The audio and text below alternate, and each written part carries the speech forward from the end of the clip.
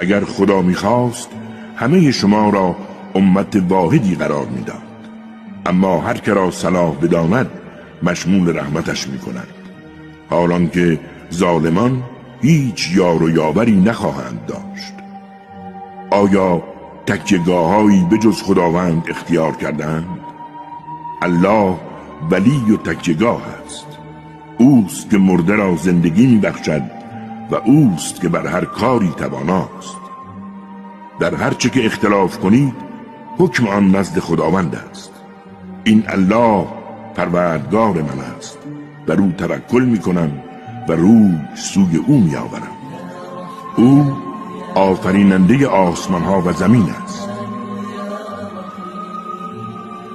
او همسرانی از جنس خودتان برایتان آفریده است، همچنین جفت‌هایی از انعام پدید آورده است و بر شما